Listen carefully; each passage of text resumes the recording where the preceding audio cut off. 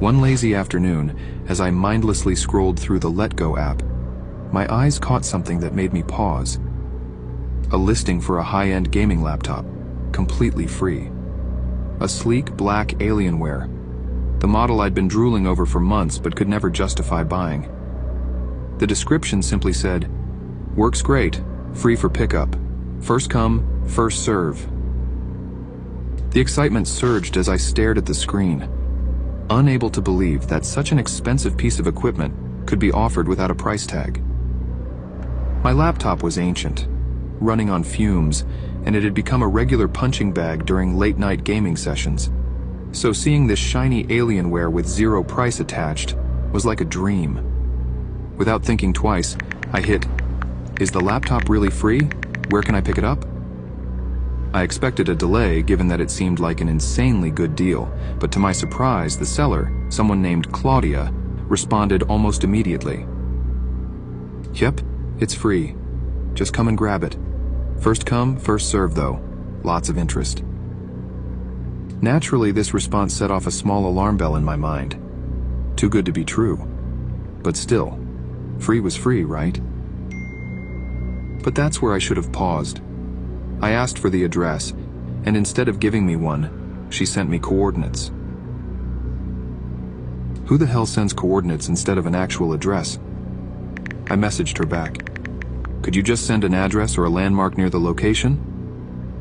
She responded, "Sorry, I'm off-grid, and this area doesn't really have any addresses. It's just easier if you follow the coordinates.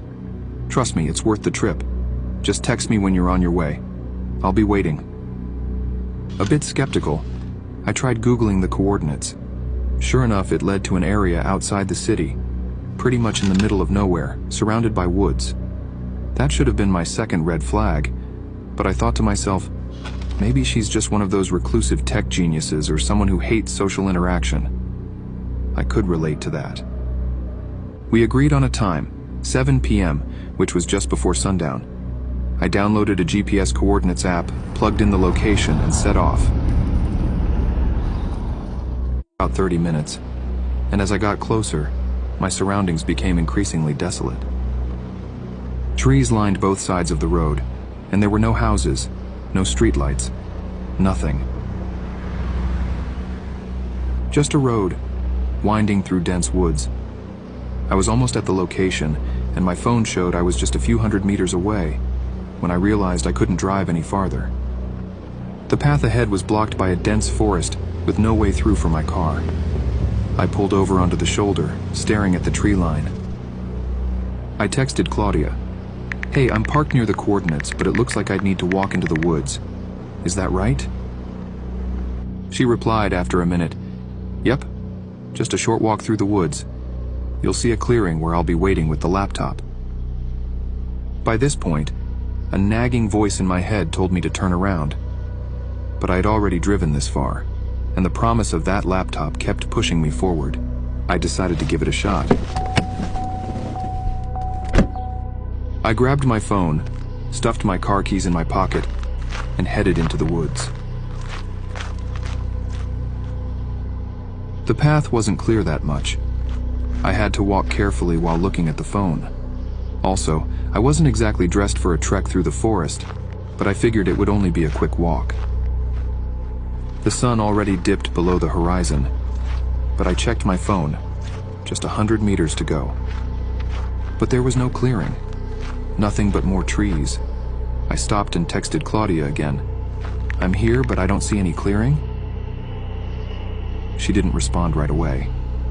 I waited, trying to suppress the growing sense of unease. After a minute, my phone buzzed. "Oh, sorry, I just moved a bit farther into the woods. Keep going, you're almost there." That was it for me. Something wasn't right. I felt the hairs on the back of my neck stand up. I texted back, "It's getting dark, I think I'll just head back." Annoyance bubbled up and I muttered to myself, "Screw this," as I turned around and began heading back to the car. Each step I took through the dense undergrowth felt heavier, with the realization that this whole thing had probably been a waste of time. When I finally broke through the last line of trees, I was ready to toss this whole thing aside as a bad joke and go home. But the moment I saw the car, my heart just dropped. All 4 tires were slashed. I cursed under my breath, trying to calm the rising panic. Who did this? I approached the car cautiously, but when you think it couldn't get any worse, little did I know how wrong I was. Someone was inside. I could barely make out the shape of a figure slouched in the back seat, hiding.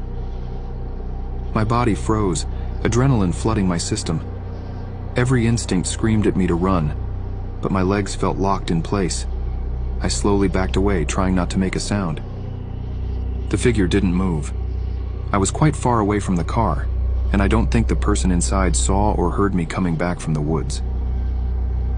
My heart pounded as I quickly texted Claudia, lying that I was still in the woods, trying to buy myself time. That's when I heard it. A notification sound coming from inside my own car. My blood ran cold.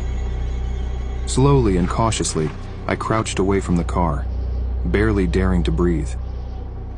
I dialed 911, whispering to the dispatcher, when suddenly I heard the unmistakable, the creak of the car door opening. Panic surged through me, and that's when I sprinted. I ran for what felt like an eternity. My legs burned, and the sound of my own breath was deafening. Finally, I saw the flashing lights of a police car approaching. The officer pulled over to quickly take us to my car. My heart was racing, and I felt a wave of relief wash over me as we drove back to my car. When we arrived, the police searched the area but found nothing. No one in the woods, no sign of the person who had fled.